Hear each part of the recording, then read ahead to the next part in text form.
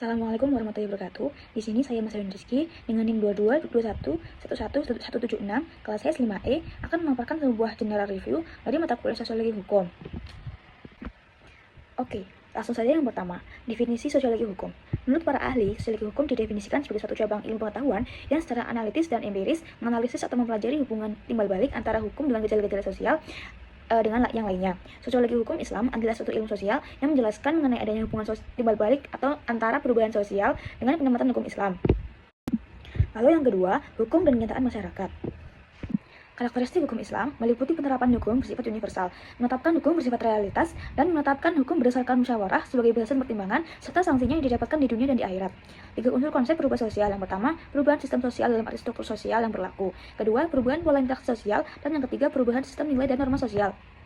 Kemudian yang ketiga, ada yuridis, empiris, dan yuridis normatif. Pendekatan yuridis empiris yaitu pendekatan yang dilakukan dengan langsung pada objek penelitian yang hendak diteliti guna mendapatkan data informasi yang diperoleh dari studi lapangan. Objek kajian penelitian hukum empiris meliputi efektivitas hukum, kepatuhan terhadap hukum. Kemudian pendekatan yuridis normatif adalah pendekatan dalam arti menelaah kaidah-kaidah atau norma dan aturan yang berhubungan dengan tindak pidana kesusilaan dengan cara studi kepustakaan library research, yaitu dengan membaca, mengutip, menyalin, dan menelaah terhadap teori yang berkaitan dengan permasalahan studi lapangan. Objek kajian hukum normatif meliputi norma dasar, asas hukum, dan peraturan. Kemudian yang keempat, madhab pemikiran hukum positivisme. Positivisme hukum adalah suatu pandangan di mana mengharuskannya pemisahan antara hukum dan moral secara tegas. Ada 2 jenis aliran hukum positif. Yang pertama, aliran hukum positif analitis yang dipelopori oleh John Austin. Yang kedua, aliran hukum murni yang dipelopori oleh Hans Kelsen. Kelebihan positivisme hukum, yang pertama, adanya tatanan masyarakat yang teratur. Kemudian yang kedua, adanya kepastian hukum. Dan yang ketiga, terjaminnya keadilan secara hukum. Sedangkan kelemahan positivisme hukum, yang pertama, yaitu sulit tercapainya keadilan sosial. Yang kedua, sistem hukum positivisme yang tertutup. Kemudian yang ketiga, sistem hukum dapat dipengaruhi oleh kekuasaan politik negara. Lalu yang kelima, madhab pemikiran hukum sociological jurisprudence. Sociological jurisprudence adalah aliran yang memandang bahwa hukum yang baik haruslah hukum yang sesuai dengan hukum yang hidup di masyarakat. Tokoh pada aliran ini terdapat Eugen Ehrlich dan Rosquepon. Eugen Ehrlich adalah seorang ahli hukum Austria. Menurut Ehrlich, terlihat jelas adanya perbedaan antara hukum positif dengan hukum yang hidup di dalam masyarakat, di mana hukum positif akan memiliki daya berlaku yang efektif apabila selaras dengan hukum yang hidup di masyarakat. Kemudian menurut Rosquepon, beliau ini terkenal sebagai pencetus teori hukum sebagai alat untuk merekayasa masyarakat. Pemikiran Pound berangkat dari pemikiran tentang pengaruh timbal balik antara hukum dan masyarakat. Rosquepon sebenarnya dapat digolongkan sebagai penganut paham utilitarianisme yang melanjutkan pemikiran Jering dan Bentham. Selanjutnya, yang keenam, madhab pemikiran hukum living law dan utilitarianisme. The living law lahir dari pergaulan hidup masyarakat yang secara material dipraktikkan secara terus-menerus dan kemudian masyarakat tersebut menaatinya berdasarkan moral duty. The living law dapat bersumber dari kebiasaan atau tradisi, agama, dan yang lainnya. Kemudian madhab utilitarianisme adalah suatu aliran di dalam filsafat hukum. Aliran ini sebagai satu aliran yang meletakkan asas kemanfaatan sebagai tujuan utama hukum. Kemanfaatan di sini diartikan sebagai kebahagiaan. Tokohnya ada Bentham, Jering, Ehrlich, Rosquepon. Pokok pemikirannya meliputi konsekuensi sosial dari hukum dan penggunaan yang tidak wajar dari pembentukan undang-undang. Selanjutnya yang ketujuh, pemikiran hukum David Emil Durkheim dan Max Weber. David Emil Durkheim dikenal sebagai salah satu pencetus sosiologi modern. Perhatian Durkheim yang utama adalah bagaimana masyarakat dapat mempertahankan integritas dan koherensinya pada masa modern, ketika hal-hal seperti latar belakang keagamaan dan etnik bersama tidak ada lagi. Untuk mempelajari kehidupan sosial di kalangan masyarakat modern, Durkheim berusaha menciptakan salah satu pendekatan ilmiah pertama terhadap fenomena sosial. Sedangkan Max Weber adalah seorang ahli politik, ekonom, geograf, dan sosiologi dari Jerman. 3 tema utamanya adalah efek pemikiran agama dalam kegiatan ekonomi, hubungan antara stratifikasi sosial dan pemikiran agama, dan perbedaan karakteristik budaya barat. Kemudian pertemuan ke-8, Max Weber dan H.L. Hart.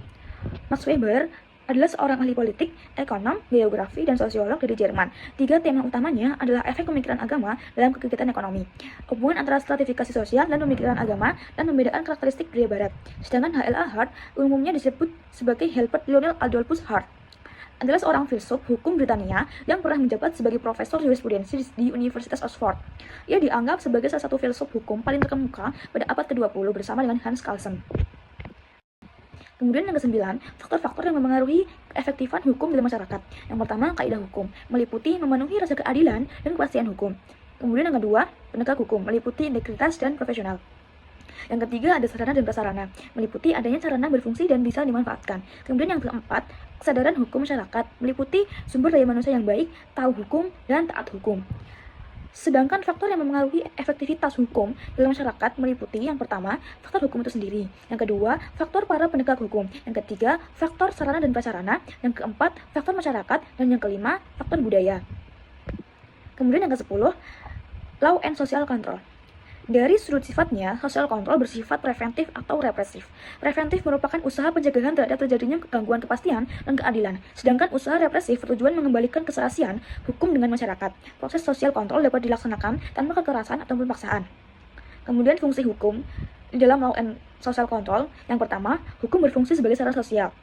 Di sini pengendalian sosial adalah upaya untuk mewujudkan kondisi seimbang di dalam masyarakat yang bertujuan terciptanya suatu keadaan yang serasi antara stabilitas dan perubahan di dalam masyarakat. Kemudian yang kedua, hukum berfungsi sebagai sarana social engineering dalam rangka memperkenalkan lembaga-lembaga hukum modern untuk mengubah alam pikir masyarakat yang selama ini tidak mengenalnya sebagai konsekuensi negara sedang membangun yang kaitannya menuju modernisasi dalam meningkatkan taraf hidup masyarakat. Kemudian yang ke-11 ada legal pluralisme. Pluralisme adalah keragaman hukum yang dipakai untuk mendorong pengakuan keberadaan masyarakat adat oleh negara. Salah satu keberhasilan gerakan ini adalah menggolkan aturan mengenai pengakuan dan penghormatan kesatuan masyarakat hukum adat hak-hak tradisionalnya dalam pasal 18B Undang-Undang Dasar 1945 pada Amandemen kedua tahun 2000. Selain itu, kemunculan TAP MPR nomor 9 tahun 2001 tentang pembaharuan agraria yang di dalamnya diatur juga tentang masyarakat adat, juga tidak terlepas dari pengaruh pluralisme hukum. Kemudian yang ke-12, hukum progresif. Hukum progresif merupakan konsep hukum yang menekankan perubahan dan adaptasi hukum secara progresif sesuai dengan perkembangan masyarakat dan nilai-nilai zaman. Gagasan tentang hukum progresif pertama kali dikemukakan oleh Profesor Dr. Sajipto Raharjo di era tahun 2002. Gagasan tersebut muncul karena adanya keprihatinan terhadap keterpurukan dan ketidakpuasan publik terhadap kinerja hukum dan pengadilan.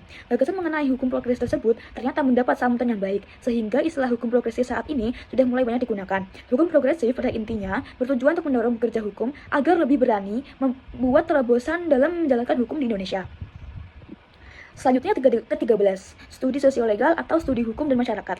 Studi sosiolegal adalah pendekatan interdisipliner untuk menganalisis hukum, fenomena hukum, dan hubungan antara ini dan masyarakat luas. Pekerjaan teoritis dan empiris disertakan dan perspektif dan metodologi diambil dari humaniora serta ilmu sosial. Sedangkan esensi social legal studies adalah menjawab dan menjelaskan berbagai persoalan hukum dengan pendekatan teoretik dan metodologis yang interdisiplin, utamanya berkelindan dengan ilmu sosial humaniora. Sebagaimana di mancanegara, social legal studies menjadi payung bagi ilmu seperti sosiologi hukum, antropologi hukum, politik hukum, gender dan hukum, psikologi hukum, dan banyak lagi. Kemudian yang terakhir, yang ke-14, yakni pendekatan sosiologis dalam studi hukum Islam. Di sini, pendekatan sosiologi hukum Islam mengkaji interaksi antara hukum dan masyarakat, fokus pada perilaku sosial.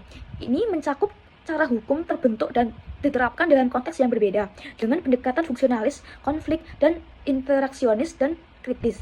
Dalam Islam, budaya dan perubahan sosial juga penting, menjadikan hukum sebagai alat keadilan. Di Indonesia sendiri, hukum Islam diterapkan berbeda-beda, terutama dalam kasus keluarga dan perdata, dengan pengadilan agama yang juga berperan penting. Oke, kemudian inspirasi dan harapan saya terhadap mata kuliah sosiologi hukum. Yang pertama, yang saya kehendaki dalam mata kuliah sosiologi hukum, yakni adanya pemahaman mendalam tentang hubungan antara hukum dan masyarakat dengan tujuan untuk diterapkan dalam nilai-nilai hukum dan ilmu sosial, serta norma dan dinamika sosial dalam masyarakat. Kemudian, pelajaran yang saya dapat dalam kuliah sosiologi hukum, salah satunya yakni fungsi hukum dalam masyarakat yang mempelajari berbagai fungsi hukum seperti menegakkan ketertiban, menyelesaikan konflik, melindungi hak setiap individu, dan mendorong perubahan sosial. Kemudian kritik dalam perkuliahan sosiologi hukum, yakni beberapa mahasiswa merasa bahwa materi perkuliahan banyak berfokus pada teori sosiologi hukum tanpa cukup memberikan contoh kasus nyata atau aplikasi praktis dalam kehidupan sehari-hari. Akibatnya, konsep yang dipelajari terasa abstrak dan sulit untuk dihubungkan dengan realitas. Kemudian, masukan saya dalam perkuliahan sosiologi hukum ini mungkin sebaiknya melibatkan lebih banyak studi kasus aktual yang dekat dengan kehidupan mahasiswa. Hal ini akan membantu mahasiswa menghubungkan teori dengan realitas dan memahami implikasi hukum dan konteks sosial yang lebih luas. Selanjutnya, proyeksi saya ke depan pasca mempelajari materi sosiologi hukum ini, yaitu dengan adanya pemahaman yang kuat tentang konteks sosial hukum, saya dapat menjadi advokat yang lebih efektif dalam membela klien dan memberikan solusi hukum yang relevan dengan kondisi sosial dari klien. Mungkin hanya itu yang dapat saya sampaikan, kurang lebihnya mohon maaf. Terima kasih. Wassalamualaikum warahmatullahi wabarakatuh.